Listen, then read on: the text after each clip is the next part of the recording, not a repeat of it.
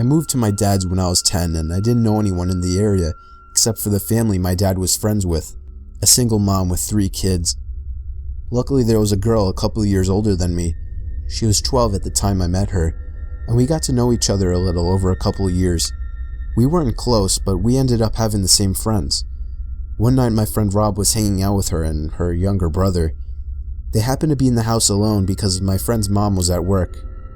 Her mother has been helping this one lady through her work and got to know her fairly well.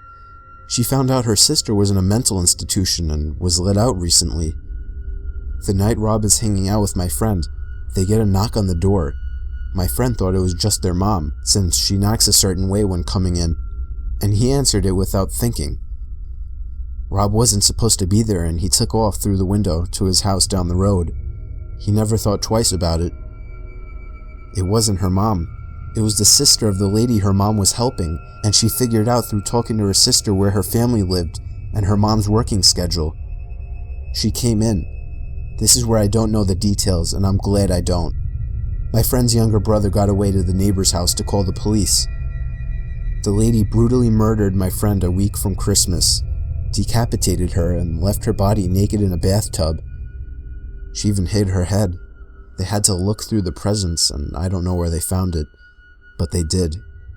I wasn't allowed to go to her funeral.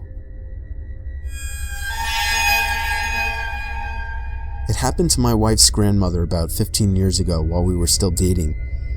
Her husband had just passed away about a year previously, but she'd been going down to the library and volunteering. It was exercise and socialization. This was in the winter, so her walk back was while it was getting dark. The library closed at 5 and there was some extra stuff to do before everyone actually left. And on this particular night, she turned down a ride from another volunteer because she needed to stay in shape.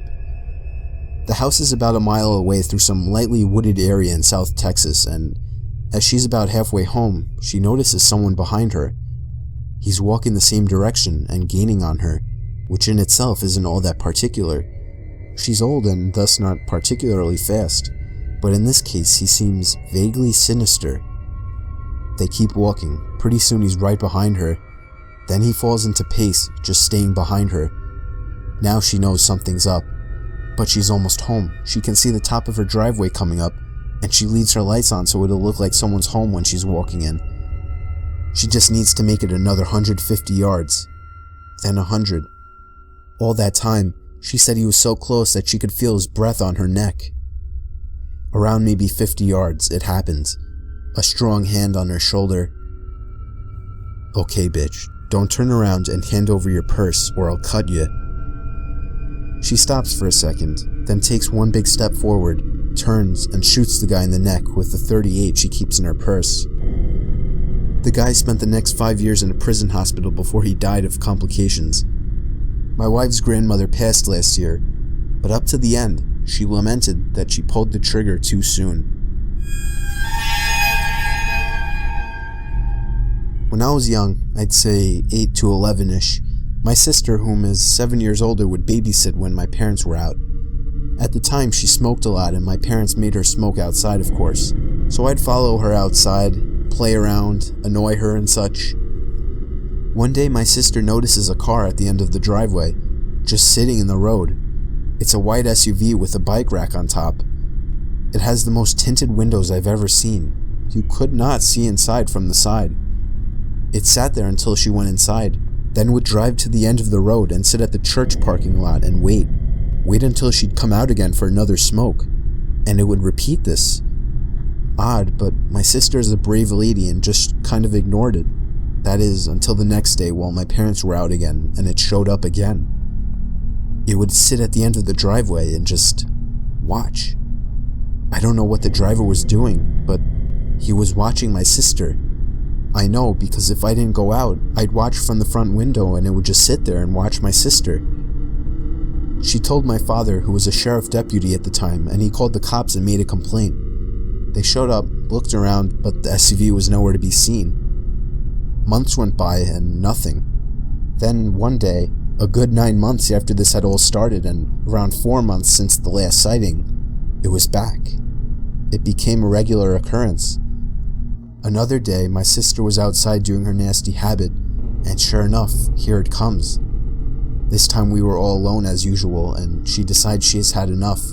She tells me to stay in the carport and she's gonna go confront them. She starts walking toward the SUV, and halfway down the driveway, she would later remark to us, "I felt utter terror, like I knew if I went any further, I was dead. I was paralyzed by pure fear." She turned around and went inside.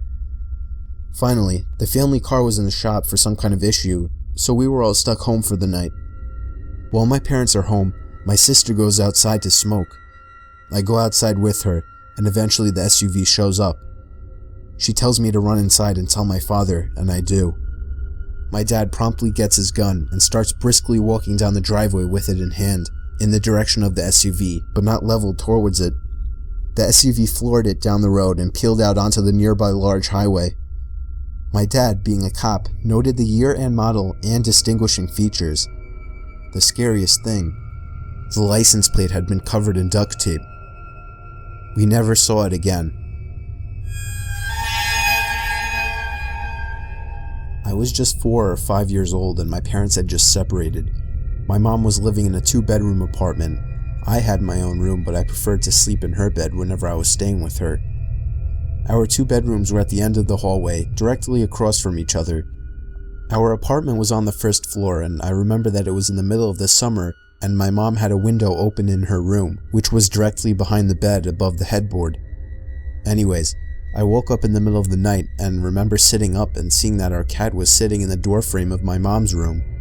I should note her door was open and you could partially see into my bedroom. This was strange because our cat was typically always in bed with us. As I was watching him, he walked into my bedroom and meowed. I turned to face my mom and woke her up. In the 3 or 4 seconds it took me to wake her up and ask me what was wrong, we both looked back up at the doorframe, and there was a man standing by my open door, making his way out of the bedroom. I still don't know how she managed to do it so quickly, but my mother proceeded to pick me up and literally throw me out of the screen window. She quickly followed and we were able to start screaming for help and someone called 911. The police came but didn't see any signs of forced entry, only that our front door was unlocked, which led them to believe that the man must have exited that way. The strange thing was that my mom swore up and down that she had locked the door that night with the deadbolt and chain lock. About a week later, she was cleaning the kitchen and opened up our water heater closet and found a notebook with names and drawings, as well as a pair of gloves and some gum wrappers. The police were called again, but all they could do was speculate that the man had been in our house and hid until we were asleep. One day while doing my laundry, one of the lights blew out in my basement. My basement is set up so that the laundry room is split up from the other side of the basement with a wall and a door. In order to get upstairs, you have to exit the laundry room and go through the other part of the basement. So the light blew in the other part, not the laundry room. As it was the only light on that side, it was pretty dark. I finished the laundry I had to do while dreading the walk through the dark basement. I exit the laundry room, get halfway through the basement, and I hear a loud cackle. Imagine a sound people make when they imitate a witch. Take that and imagine the witch had been smoking for 50 years, making her voice deeper and hoarser.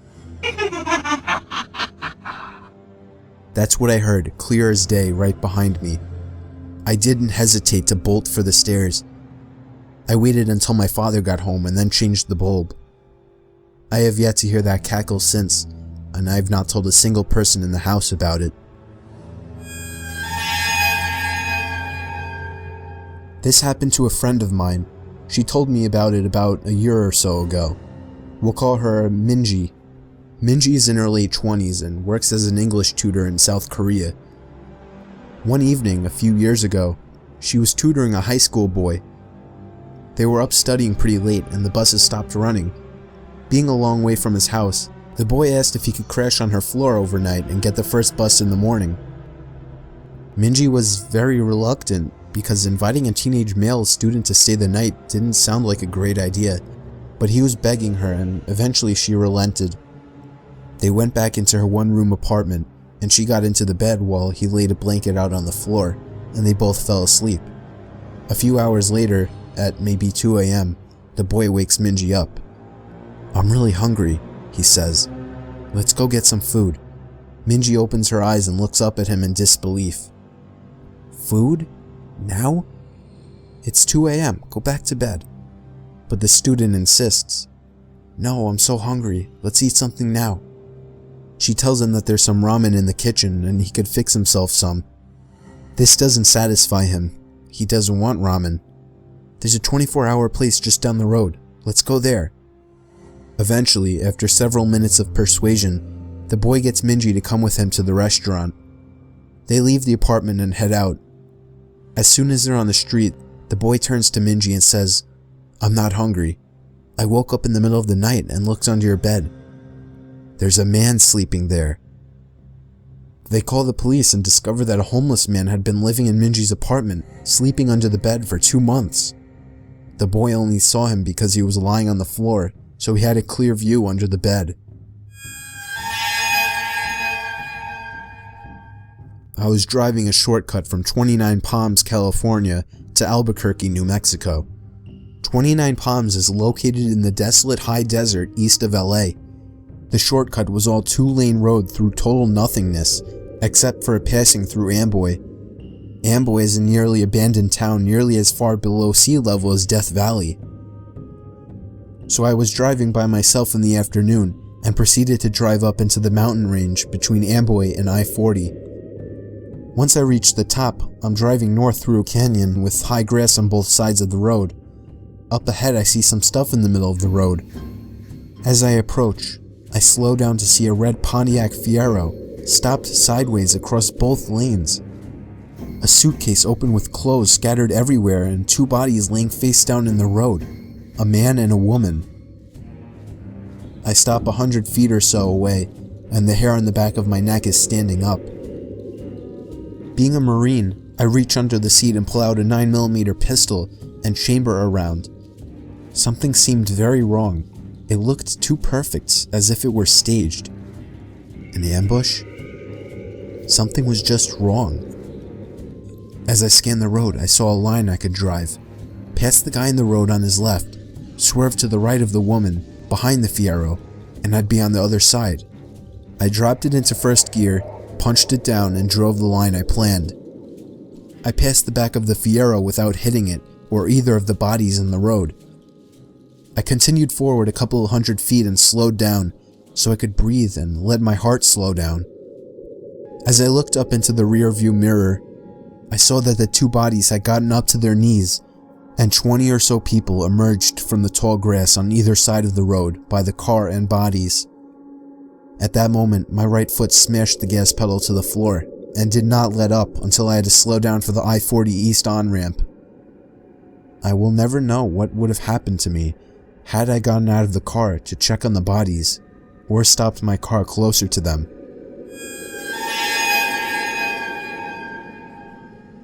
Some friends and I were doing some night fishing on the James River. We were sitting along the shoreline with a nice fire going, accompanied by the usual idle talk and a few beers, when suddenly, everyone just stopped talking, like a switch was flipped off. We were all staring across the river and felt as if something, or someone, was staring back. It was a very uneasy feeling, to which some of the group tried to shake off with typical macho humor, when a blood-curdling sound erupted from the other shore that froze everyone in their tracks.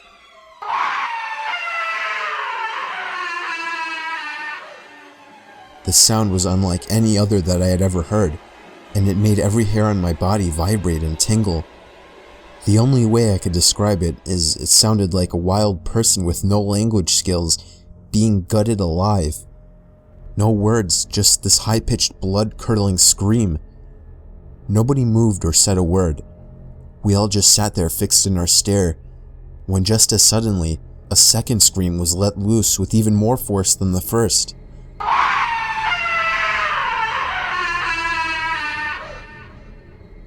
By this time, several of us were sprinting to our trucks that were parked a few yards away, retrieving various firearms.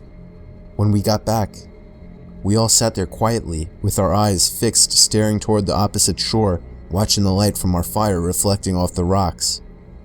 We sat there waiting for another scream, or something to move on the other side of the river.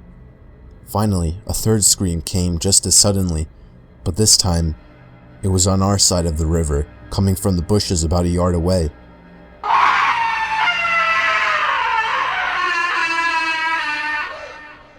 We all hightailed out of there, leaving most of our stuff behind. When we got to our trucks, we heard the scream one more time, just beyond the tree line.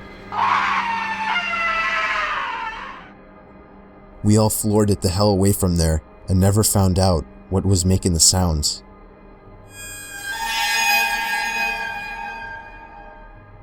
It was a Friday night, and my friend was picking me up in his car from my house. I was in a hurry since we were running late for the hockey game in the city. The whole car ride there, we were having such a good time that I hadn't even noticed that I didn't have my phone. I searched the car seat, the floor, but it wasn't in the car. I was sure that I had just forgotten it. During the hockey game, I couldn't stop worrying that maybe I had dropped my phone somewhere, so I borrowed my friend's phone and ran to the bathroom. I dialed my number and hoped someone at my house would pick up. It took 3 rings before somebody picked up, but they remained silent on the other end. I yelled into the phone that I was just checking if I had left my phone at home. They didn't answer. I assumed it was my little brother just messing with me, so I hung up. I got home late that night to see that my parents weren't home. I got inside my house and called them to see where they were. They told me that they had gone out to eat and see a concert at the park with my little brother. They said they left soon after I had for the game, and they should be home in around half an hour. So I hung up and proceeded to look for my cell phone. But then I realized, how could somebody in my family have picked up my phone if they hadn't been home? I felt a pain in my stomach as fear swept over. It was at that moment that I heard the back door to my house open and close. I immediately jolted out the front door to the neighbors and called the police. Apparently, the back door was left open and somebody had simply walked into our house. Nothing was stolen, but the scariest thing is the thought that we could have fallen asleep with a stranger in the house. A while back, there was a family that moved in next door to my family. They had a son who was just twisted. He was obsessive over slasher movies and always wanted me to talk about shit that happened during my time serving in Vietnam that no normal person would want to hear. He also loved tormenting stray animals. This guy was a whack job. He was 19 at the time and my daughter was 7, but he always wanted to talk to her. He'd strike up conversation with her when she walked home from school. He would talk over the fence at her when she was playing in the back.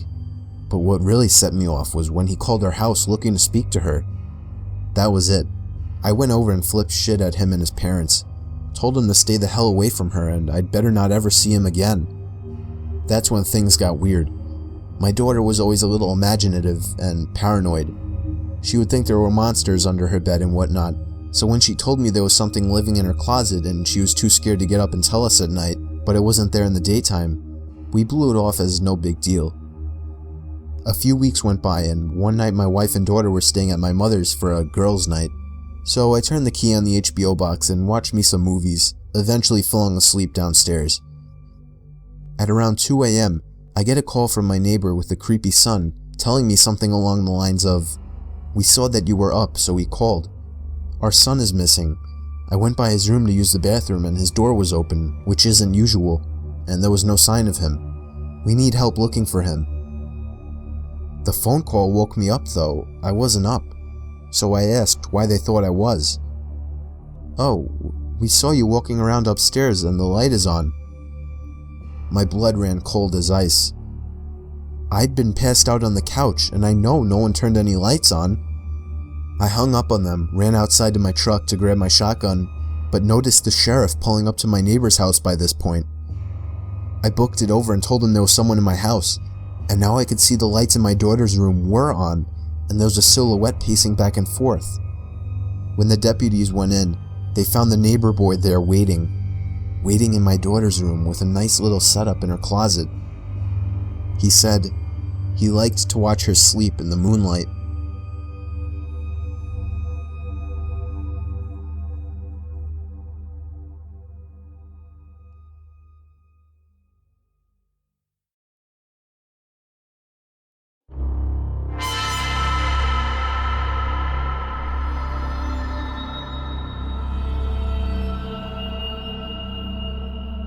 I remember this just vaguely, since I was little at the time, maybe 7. In my old house, my room had its own floor. It wasn't even supposed to be a bedroom. It was more of an attachment to the attic, or a closet-type room. The people that owned the house before us used it as a playroom for their daughters. My room also had a huge closet door that was attached to the attic. The closet was elevated up so that you would have to climb a set of wooden stairs to get into it. It had a big sliding door, and it was completely packed with toys and other junk from my childhood. Since I was little at the time, I always got scared of being so separated from the rest of my family and having that huge closet in my room. Then there was this one night. I was laying in bed, afraid after watching a scary movie with my family. Then I heard the sound of a toy fall over up in the closet. I jumped out of my bed and ran to my parents' room. They told me there was no one in my closet. They saw how afraid I was, so they let me sleep in their room that night. The next night, I had kind of forgotten about it until I heard it again. The sound of a container of Legos spilling out everywhere up in the closet. Again, I ran to my parents' room and told them about it. My dad was starting to grow impatient with me. He reluctantly agreed to let me sleep in their room again. The next day, me and my mom checked the closet, and there it was. A pile of Legos lay on the floor, spilled out of the container. I thought this was proof that somebody was in my closet, but my mom assured me that it simply fell over. That night, my dad locked his door. He said he was tired of my nonsense. I couldn't sleep that night. I lay there completely silent with my young boy imagination running, waiting for another sound to come from the closet. It was probably about an hour before it happened. It broke the silence. The sound of the closet door rolling open with force. The moonlight shining through my window illuminated the figure standing by my closet door. I let out the most horrific, ear-piercing scream you've ever heard, as pure terror swept over my body, a feeling that I still remember today. The figure jumped down from the closet and ran out of my room and out the front door of my house. My mom ran up to my room in shock, as my dad ran downstairs trying to catch whoever it was, but he never did. The police never caught the man. When I was in 8th grade, I went on a school trip that was called the Louisiana Tour. It was mostly going around to significant sites in South Louisiana. One of the places we went to was Myrtle's Plantation, which is considered to be one of the most haunted places in the country. There are all kinds of stories about the place, but at one point we were standing in a room as a part of a larger group, and the tour guide was talking about something. I don't remember what. As I'm standing there, I start to hear what sounds like someone hitting a piano key. After I heard it a couple times, I started to look around for the source of the sound. I didn't see a piano, but I kept hearing it, so I asked my friends who were standing near me if they heard it. They said no. When I heard it again, I said there it is again, they must have heard it. They thought I was crazy. So I went back to looking around the room. Everyone's eyes were on the tour guide except for one woman. She caught my eye and pointed at me, and then at her ear with a questioning look. I realized she was asking if I heard it too, and I nodded. At this point, the tour guide starts telling a story about a soldier who had died there and that he played the piano, and multiple guests had reported hearing him playing in the night. I honestly didn't know what to think. I guess I still don't. I talked to the woman as we were all leaving the room, and she said she heard the exact same thing as me, but her husband and son had not heard it.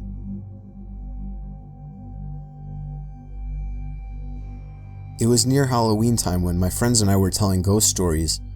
My friend said she was going to tell a story about her parents' first date.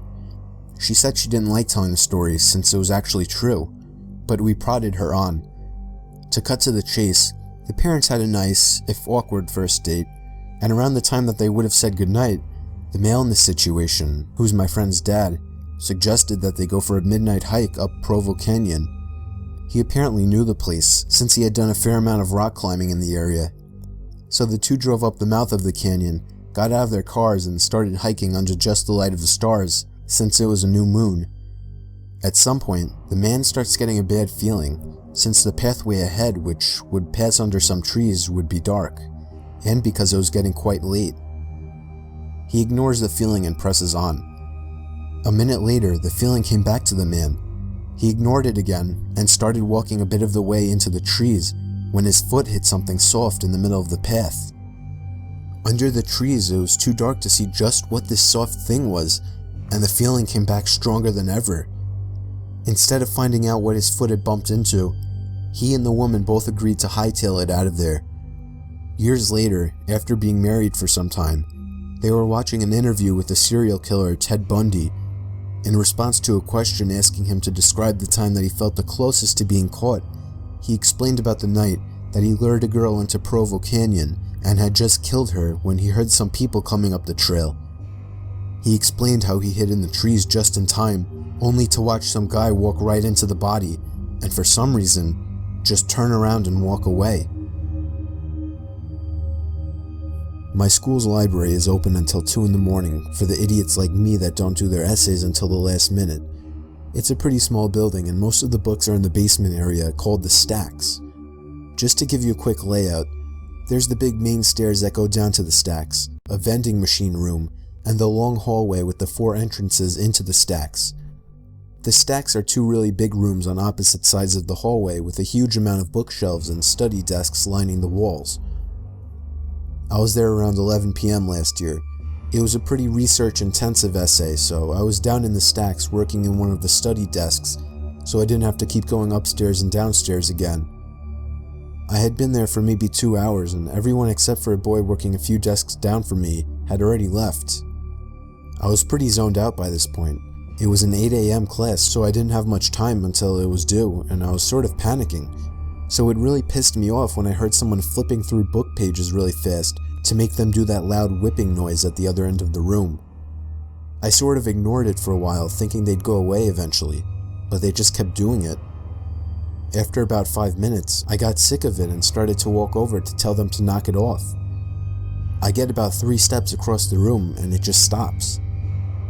I sat back down and it was quiet again, only for like 10 minutes before the flipping pages noise started again, only loads louder, like they'd grabbed a huge book that time. The boy started to get pissed off too, and he stood up and started walking around through the bookshelves trying to find them. It kept going.